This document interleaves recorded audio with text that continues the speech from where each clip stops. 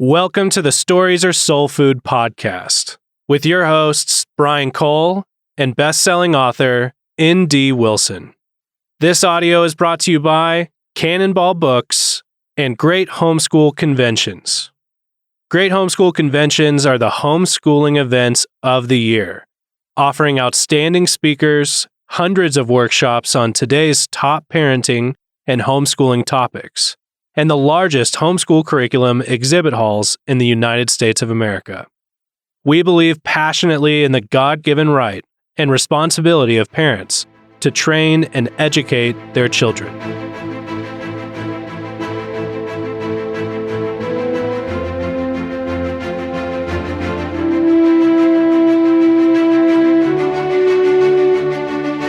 Stories Are Soul Food podcast, episode 4. This is episode 4. And we're here with the usual suspects and a new guest. Hi. For today.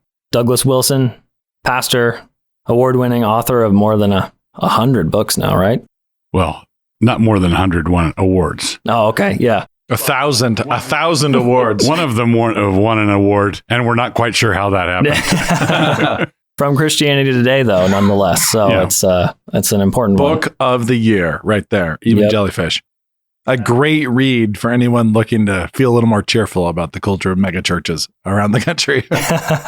Anyways, welcome, Pastor Wilson. Thanks. AKA my dad. Yeah, that's the other part of this puzzle. N.D. Wilson's father. And we're here today to talk about raising writers. Mm-hmm. Specifically, how does one do it, or if you think you have one? Well, maybe that's where we should start. How do you decide if you want to raise a writer? That's a great question. Usually, I think those decisions are taken out of your hands.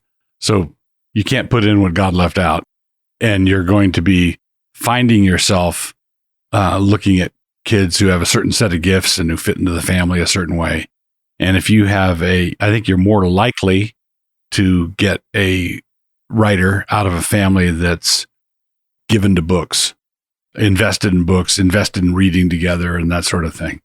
So it's not like someone just decides randomly, I want my 3-year-old to skate in the Olympics, and then you start training. It doesn't quite work that way. So kind of step one would be raising a reader. Right. And then seeing what happens. Right. See what they do with it. Because if they go straight to, I want to be a writer, they're saying, I want to be listened to, but I don't want to listen. I want people to pay attention to me, but I don't want to pay attention to anyone else, which reminds me of Ambrose Bierce's definition of a bore, someone who speaks when I wish them to listen. So fledgling writer problems right there. Yeah. And you can't grind the grain for flour if you've got no grain going in. It's got to be, you've got to have intake. And when you've given enough of the right kind of intake, where you're reading to your kids and you see how they respond to it, then you can start seeing, is this the response of a critical reader or someone with an eye that they can tell? So Nate, I think you've talked about this before, but when did you start to think, hey, writing is what I want to do? 6th grade. Yeah, it was 6th grade. And I think that if you try to raise readers, are we willing, we three, to say that everyone should raise readers? That your kids should be readers? It seems yes. Yeah. You can't want to, I'm trying to find a loophole there. Obviously, there will be exceptions of people with mental issues or other things, but ultimately, we should want all of our kids to be readers. They should have the capacity to read and the critical ability to read and read lots of things. Yeah, because ultimately they have to be able to read scripture. So, if you only read the Bible, you won't be a good reader. You won't have you won't necessarily have the same kind of calibration or absorption capacity or the ability to make lateral connections that you would if you are reading a bunch of other stuff too. I think that's fair to say. Yeah. And a bunch of kids are going to become readers, and they're going to be lifelong readers, and they love reading. Yeah. And that's a blessing, but it's not going to be a 1-for-1. Every reader becomes a writer. Right. It's going to be 1 in 10 or 1 in 25. Maybe 1 in 100 even. But we have the obligation to raise readers. And then you'll have kids in the pack who differentiate, who say, hey, I want to write. They want to create, they want to be writers. And then the question then would come to a parent, what do you do now? So what do you do when your 6th grader wants to be a writer? What do you do when your 9th grader wants to be a writer? When your 10th grader wants to be a writer? You're kind of past the early foundational phase of raising them. You're in finishing mode. So how do you finish them as writers? So Doug, Nate said he wanted to be a writer in 6th grade. When did you, well, not believe him, but when did you believe him? That's a great question. It might be the first time anybody's asked you. I think I took it seriously from that first moment, from his statement. You always interact with things like that seriously. Interestingly, my first ambition in this vein was also when I was in 6th grade. Only I phrased it a little bit differently to myself. I knew in 6th grade that I wanted to make books. That's what I wanted to do. So that was very early on. So when Nate was in 6th grade and he wanted to be a writer, I responded with, well, this is what you do. Instead of responding with, no, you can't, or that's a long shot, or that's not possible. Or way to go, buddy. Oh, yeah. Anything you do will be fantastic, I'm sure. Yeah. So what were some of those things? What did you tell him? You have to write. I guess that's the number one thing. I forget if this was the same conversation or not, but I remember you had a visceral hatred of Babbitt, I think it was. Yes. Sinclair Lewis, right? Well, yeah, I'm having trouble trying to imagine why on earth you would have read that book that early. But anyway, be readers, right? That's rule number one. Well, no, but also be readers that this is going to be one of the tells. If you have readers who devour things but have enough discrimination to hate certain things, this didn't work, or to be critical of certain things. There's some kids that have all the discernment of a vacuum cleaner. They just, if it's words on a page, they read it and they don't make any distinctions between good writing and poor writing.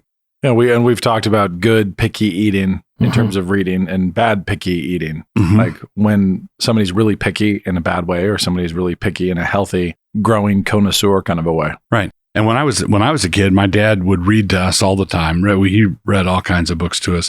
And I remember one time, this is a vivid memory for me. There was some Christian, series of books for kids. It was a Christian version of like Hardy Boys or, something at that level. Sugar Creek Gang, it was something, or Danny Orlis, or it was something like that. And I remember my dad was normally the reader of the family. He'd read things to us, and he revolted. he didn't want to read it. We were thinking, come on, it's just a story. And he was saying, no, the writing is so bad. This is just so he's introduced the idea of, there are better and worse ways of doing this. And if you have a kid who is very opinionated about what they don't like in a story and what they do like, what they love in a story, or this was great, or it could be improved, as Nate very much was, that's something you want to encourage. And I've told a lot of parents not to try to make their kids write too much too quickly, because it can be very, very discouraging. If your 8th grader wants to play in the NBA and then realizes that they can't dunk right now, and so they just walk away. Yeah. Same thing with architecture or anything that takes years and years of preparation. It can be very easy to be discouraged quickly. So I'm sure I wrote more, but I remember writing a thing in 8th grade. Like one. read a ton. Knew I wanted to be a writer in 6th grade, but had the wisdom and foresight to think, not yet. 8th grade, and then a bunch of short stuff in high school, but never trying to write a novel. There's a lot of kids who set out to write novels that I run into at conferences and so on. And a lot of it's impressive, where they've done a huge amount of work. But the problem is it's just deeply flawed, and it's not salvageable. And they end up. And it's too big to fail. Yeah, exactly. They have too much into it. They have too many years into it. They've been working on it for 5 years, or, any crazy amount of time. And so they don't have the perspective to say, I should walk away from this and do something. This has all been an exercise. This is not the book that's going to be your breakout hit. This was an exercise of childhood. And part of the problem of that is that the kids will have made all the basic fundamental mistakes in the first page. Gotcha. Yeah, of course. That they will make through the entirety of the manuscript. So they're young writers. They're starting out, and almost by accident, I think that worked out in my favor.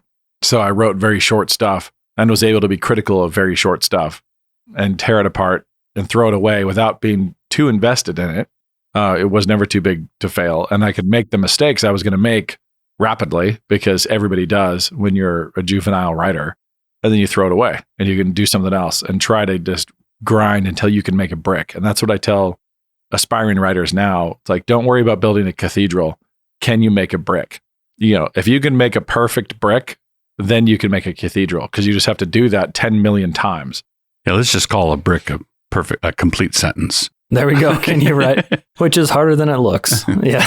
Yeah. Then a slightly bigger brick, a paragraph. Can you do a page? Can you write one page where you can edit the thing, tear it apart, refine it, sharpen it, and it's perfect? And that's got to be encouraging for kids too, because you really can think in terms of a paragraph or a page. Yeah. Right. And you also, another thing that kids can do, and this is something to keep in mind in schooling, in the formal education, and that is our secular world has pounded away at us the idea that originality comes from spontaneity, that you're original if you just erupt, if all this genius flows out of you, instead of realizing that there's a lot of copying, there's a lot of imitating. Yeah. You're imitating the world God made, you're copying the world, but then you're copying other writers. So training off the masters. Yeah. So if what you want to do is you put the kids in the English class and say, here, try to reproduce this paragraph in Hemingway's voice, or try to reproduce this in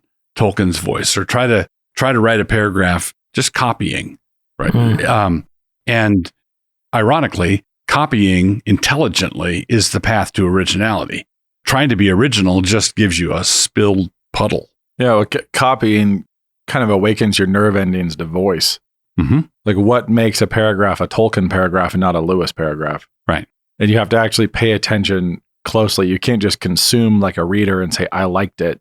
You have to be able to differentiate flavors and rhythms and voice. And if you can copy that, then you can, start out on your own journey towards a particular flavor and voice that you like to use in your own writing. I remember one time going through one of C.S. Lewis's essays, I think it was out of Christian Reflections, and highlighting the first 4 or 5 words of every sentence of every paragraph, every sentence at the beginning of each paragraph, just to see, how did Lewis start?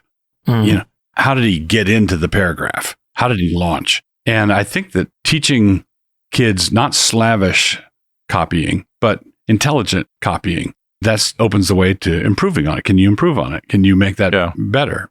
So that's very different than the 3-point paragraph approach. Yes. To writing. Is there a place for that, or do you think it comes with, or what? How do you distinguish those? Should most kids be trying to imitate great writing, as opposed to say, hey, first I put my topic sentence, then my supporting point, and then I conclude it up? Or I think the basic structure of that sort of thing is the kind of thing that ought you guys ought to spend a week on in school. And I've seen programs that spend years on that concept. Well, what you're doing is teaching kids to write the kind of boring paragraph that has no personality, no voice, it's the kind of thing that you could drop into the middle of a textbook somewhere. Yeah, they might have a feature on Wikipedia. Unpaid, crowdsourced dictionary, encyclopedic definition style. It gets the little check mark from all the other readers who read it. Yeah. Inoffensive. This is an inoffensive paragraph. Basically, I think that you ought to be wanting an aspiring writer to be finding his voice, imitating different voices. Which ones can I imitate better? What's cuts with the grain most naturally with my personality, and so on. So, for example, one of my projects is I'm reading through all of Woodhouse's books. So he wrote 90 novels, and I've gotten 70 or so done. But his early schoolboy books, kids off at school. Yeah. If you read a Woodhouse from 1905, it's not Woodhouse. But there was a moment. That's when he was young. But when he was young, and he was making a living as a writer, but there was nothing distinctively Woodhouseian about it. But there was a moment where the penny dropped. Yep. And all of a sudden he found his stride, he found his place, he found his voice. And everything after that is Woodhouse. Of course, obviously the early Woodhouse is Woodhouse, but he hadn't found his distinctive voice, the timbre of his voice. Well, it's like if you read Dahmer by Lewis, you go find, pre-conversion C.S. Lewis or early Lewis. Mm-hmm. It's not going to be, Pilgrim's Regress, Dahmer it's different. Yeah. It's still the same guy, but he's not there yet. He's not mature. So it'd be like a whiskey that's too young, a wine that's too young. However, it's not fully become itself yet. I think that if you have kids of varying ages who want to try to write, I would say if they're still in junior high or high school, encourage them not to write a novel unless you really think they're ready. Making them focus on small microcosms, on reading broadly, on imitating, and on making bricks. Can they make their own bricks? I would also throw in there teaching them the discipline of writing poetry. Yeah. Even if they're never going to be a poet. And I'm talking about classical poetry with form and poetry that scans. Meter, meaning, rhyme, Right. difficulty. It's like running an obstacle course if you're a Navy SEAL. Right. And you could, if you wrote a bunch of sonnets in high school because you had an English teacher that made you do it, and then you never wrote another sonnet again for the rest of your life, it will improve your prose writing. Everything you write after that? Yeah, because you can hear the cadences. And there are different cadences for reading, and there are different cadences for speaking. And one of the things I found is as I've been reading blog posts and stuff, I've painted myself into more than one corner where something looks fine on the page, and then you try to say it. Oh, yeah.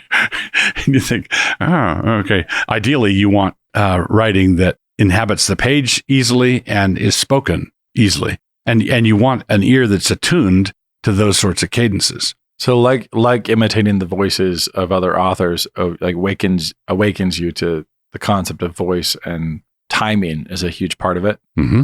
I think I remember, Nate, you had us do an assignment once, or maybe it was both of you, where you wrote a C.S. Lewis quote up on the board that didn't seem that great and told us to try to improve it. And we absolutely couldn't. Like, you move one part out and you find out why it's in there the exact way. Or I should say, not that it wasn't great, but that it wasn't spectacular. And then you start to take parts apart. Not one of the quotes that was on a bookmark. Right. Yeah. Not one of the fake Lewis. I think that then, so if you do train in formal poetry, you're waking yourself up to rhythms, to the skeletal structure of the English language. Right.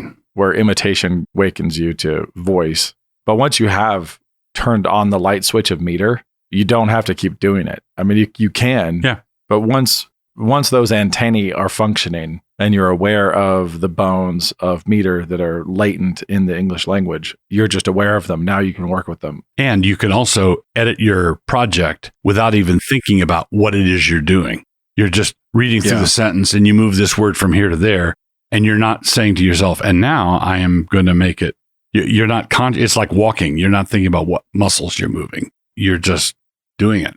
Another thing about this, and this is especially if you have a child who appears to be gifted in this area, and they've got a vivid imagination, and they're good with words, and they love it, and keep them away from Rudyard Kipling or Annie Dillard because they're good, obviously.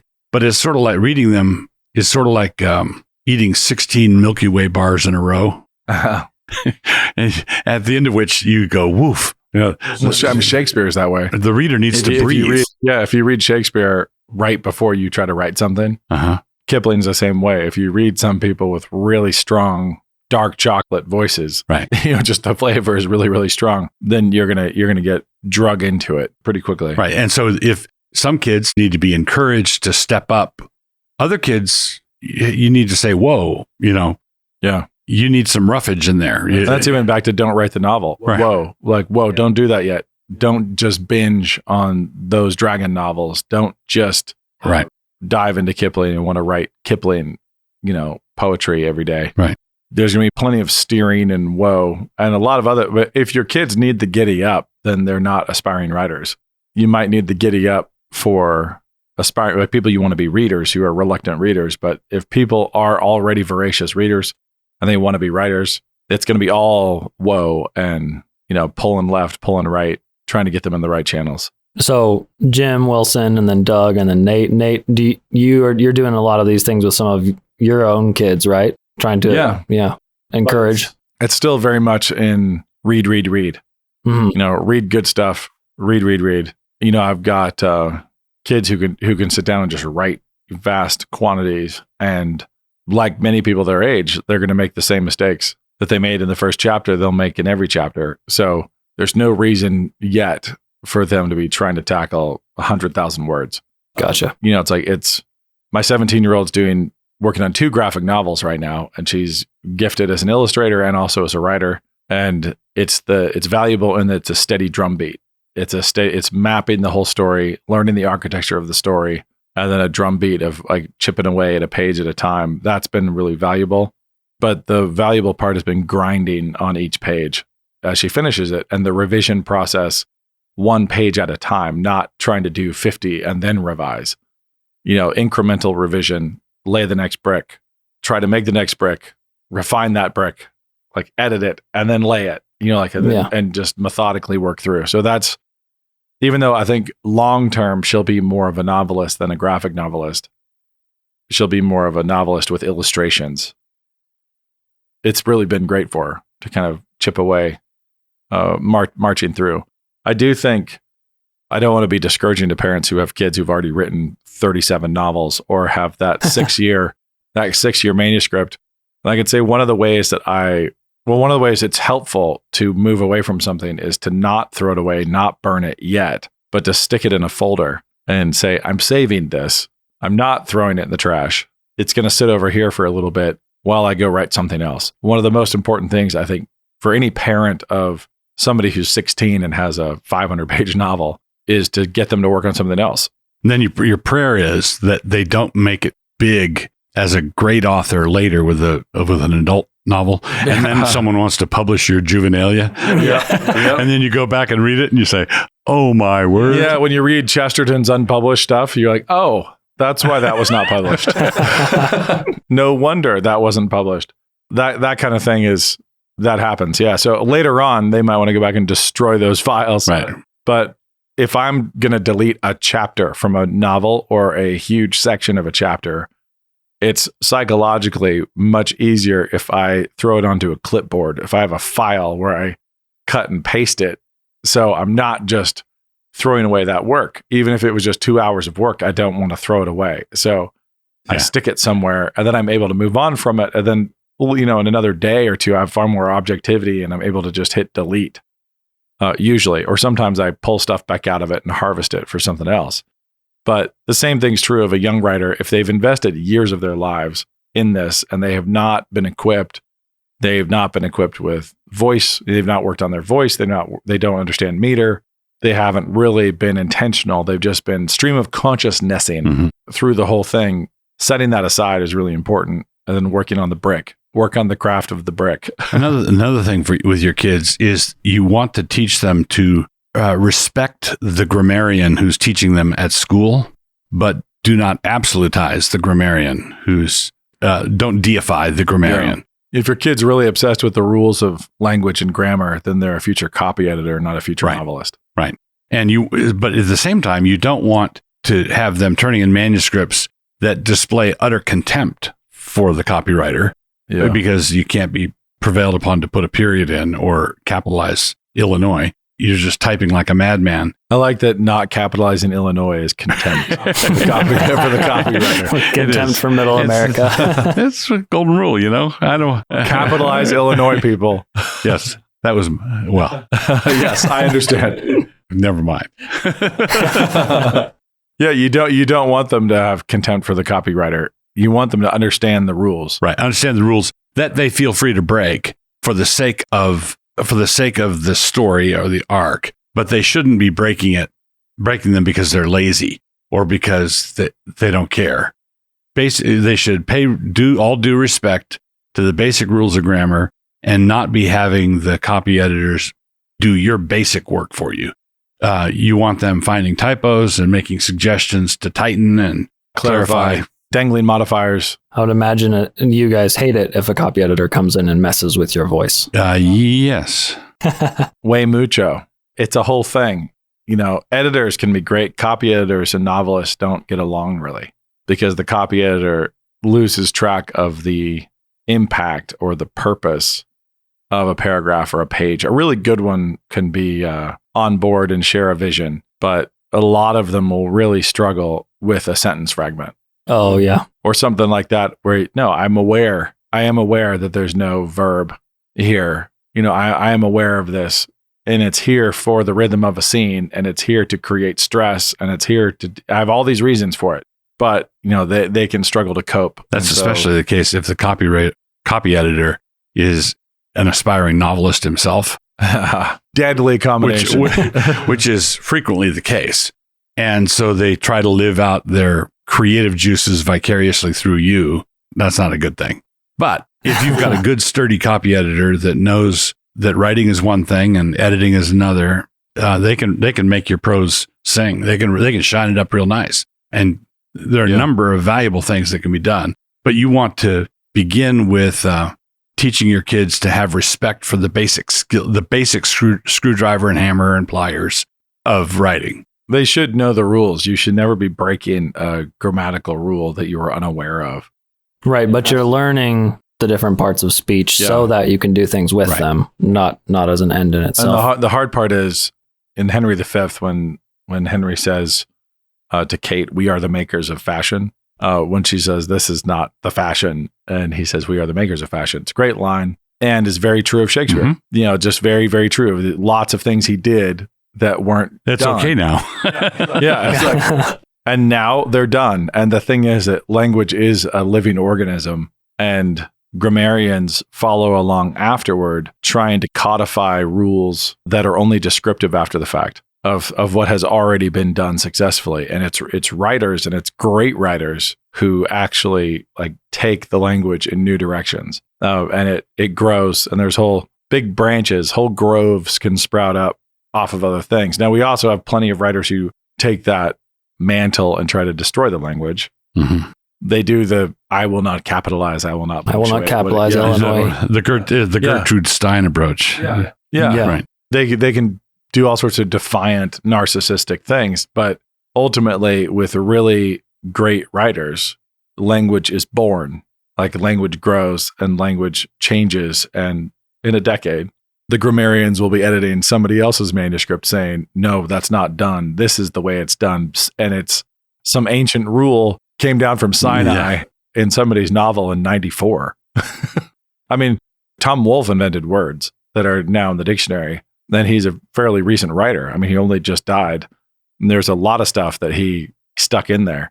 And that's true of any great writer. The language is bigger and better when they're done with it after the fact. So the grammarian impulse, you want to have writers who know all the rules. They're in there, they're aware of them, and yet they also know that they're steering a river. They're kind of riding a current. They can cut canals. They can do all sorts of things. Another important thing is that you want your kids to have an education, not just be readers, so they're reading the craft of writing, but that they're reading encyclopedias and reading stuff about the world. Because in the modern aspirational world, people want to write so they can express themselves, so they can express their feelings. And you should actually be wanting your kids to write so they can describe the world. They can tell the story that's going on in the world. Well, that means they have to know something about the world. That means history class, not just your reading, not just your lit courses. Yeah, so you wouldn't just do G.A. Henty, right? 24/7. So, and that is a huge paradigm shift when you're not writing as a form of self-expression. You're writing as a form of world curation. Right. It's very, very, very, very different approach. And the self-expression, post-romantic era self-expression writers, it's just all forms of emotional or spiritual nudism. Mm-hmm. Where it's just, you have these people who are exhibitionists, right? And they're trying to pry their own ribcage open and make you stare at their shriveled up little soul. Mm-hmm. And just how much can they make this about themselves, even if they're, showing you all their brokenness and their how shattered they are as a human. It's not your job. It's like an artist who only ever did self-portraits. Yeah. Yeah. Something's wrong here. Yeah. Yeah. I see how connecting the idea of world curation versus self-expression connects well with what you guys said about starting with reading. because you start with appreciating other people and appreciating the world around you, and start from that place of humility and excitement about other things. Absorption. I remember when I was first setting out to write, I remember a companion along the road who also wanted to write, who told me that he hated to read, was not interested in reading at all. I would always rather read something than write something, because that's the pleasure. The pleasure's in the reading, but then I'll get antsy to create, like eventually there's enough static electricity builds up from having read that I've got the urge to go create something. But I can't imagine somebody who just wanted to self-express and from their cistern of thoughts about themselves and observations of themselves was going to try to create art for others. And that was the complete extent of that cistern. Dry cistern, broken cistern. Gonna run out there. Yeah. So I could jump in here and recommend that if you have older kids who want to write, they should read Wordsmithy by my father right here. Wordsmithy's great, just about the writer's life and reading and broad approach. I can plug some of my own product, which would be the School of Fantastical Wordcraft for kids who are interested in trying to write fantasy. That's a DVD that Canon Press has. Canon Press has both the book and the DVD. But really, the approach should be create readers of your kids. Do that by reading lots of stories to them, with them, early and often. When do you think parents should stop worrying about whether their kids are reading stuff that's bad? Well, I think they should stop worrying about it as soon as they see that the kids' filters are in place. They've got a filtration system that actually works, and different kids get that. Some kids never get it. Yeah. And you can't let them near anything that's corrupting because they just don't know how to process it. There is no immune system. There's no immune system. And so it's life in the bubble for you. But that's Benji from here to the end of your days. Yes. Or Bambi meets the Smurfs. Basically, it's not an age, it's a reaction. So if they're engaging with the story, read a book or watch a movie, and they come back with thoughtful, intelligent critiques of this was nihilistic in this respect, and this was they were trying to bribe me with this, and they interact with it. That's far healthier than someone who just looks up online whether there's a dam or a hell in it, and then just avoids it because they're not. That's not really a functional filter. No, it's not. It's super easy though, and it's easy for parents. Right. Yeah. It makes it much simpler for parents to cuss count, a book, or theme count a book than it is to like constantly check your kids' filters. Right. Where it's like, you're reading this. What are you thinking of it? How are you engaging with it? Right. Because I think most people, we've talked about this a bit at our house, but you don't filter anything as a little kid. And then as it starts to get bigger, you're like, better put some filters up. And I think you've talked before about, Doug, about that being backwards, and Nate too. Yeah. Right. You're instilling the filters from day one, and the idea is for the parents to back away the older the kids get instead of swooping in, The older the kids get. Right. Yeah. Yep. So that's interesting. So if a kid, I assume that there's is kind of an age cutoff. Mm-hmm. You want the filters operating for their frame, for their age. So 5th graders, 6th graders reading things that they're chucking, that they're rejecting, doesn't mean that that's just okay. Right. Your 5th grader reading Hermann Hesse is not okay. Yeah, don't do it. And afterwards, if they say, well, hey, I know it's bad. Right. Like, okay, well, the instant you did, you should have put it down. Right. But later on, if somebody starts taking apart Hermann Hesse, like, okay, great. So there is a lot of parental wisdom required as you kind of mature into things. Right. But the goal is a functional immune system, a functional filter, not a GA Henty for life. And that can really hamper somebody who could be a great writer if you stick them on a marshmallow diet and that's strictly it. They're never going to run into any grist. They're never going to run into anything that they hate. Right. They're just going to be in a tepid bath. Yeah, eating the same sandwich every day for the rest of their life. Yeah. So they do have to come up against things that they won't like. And that goes back to our picky eater episode. You want them to become picky themselves, especially people who are going to be writers. They have to have a far more violent reaction than you do to all sorts of things. That's what you're looking to heighten. or people are outraged at character inconsistencies, or things like that. I remember I was an adult, but I remember I was 22, I think, when I read or tried to read The Fountainhead by Rand, and threw the book across the room literally about 50 pages from the end. As soon as she started smashing all her puppets to make her point, it was a wandering, over large thing that she was building, and she had an agenda, and it was getting, 3,000 pages in or something ridiculous. And so it was time to close the loop and make her point. And so characters had to stop being themselves. Radical inconsistency. People are behaving in ways that is completely not how they would behave. And I was reading it as a favor, somebody wanted me to, but I never did finish it. Right. And I never will. And we should relish that rather than saying, why didn't you just read the last 50? Yeah. Yeah. So if I'd chucked it, if I'd been astute enough in the first 150, I would have chucked it. But that kind of thing, I think is important to cultivate in young readers. I remember, I don't remember what age I was. I think junior high. I stayed up all night. It was the first time I ever pulled an all-nighter. And I stayed up all night reading a Crusader novel. That was terrible. And I hated it. And that's why I stayed up all night. It's because I hated it. And I had to finish it so I could be done with it. And I hadn't yet figured out just the ability to turn off, because there's a story grip. Like you can hate something, but you still are just in. You're still in it, and your imagination's there. It was horrendous. And I remember finishing it. I was right at the end, and you got up to go to work, and you looked in my room because my light was on, and it was early 6 a.m. or something. And you're like, what are you doing? I was like, I'm reading this stupid book. I have foregone sleep because I don't know how to quit reading. I don't know how to put a book down.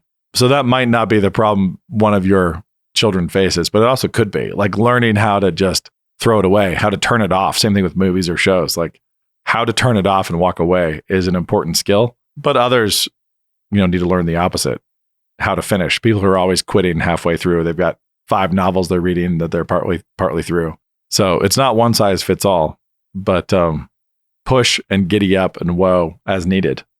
Well, there we go. Speaking of turning it off, I think we did it. We successfully raised all your writers. Absolutely. Encourage them, teach them to be readers first and foremost. And even if they don't turn into writers, they'll have something of value. And then teach them to make bricks. Lots of bricks. Lots. Spank them if they split an infinitive. I think that's what we said. And even harder if they dangle a modifier. There we go. Oxford commas everywhere. Thank you for being our guest today, Doug. Thanks for listening to this week's edition of the Stories Are Soul Food podcasts. If you've been enjoying the Stories Are Soul Food podcast, I want to encourage you to rate and review it on whatever platform you use. Ratings and reviews go a long way in making sure this podcast goes as far as it possibly can. Thanks.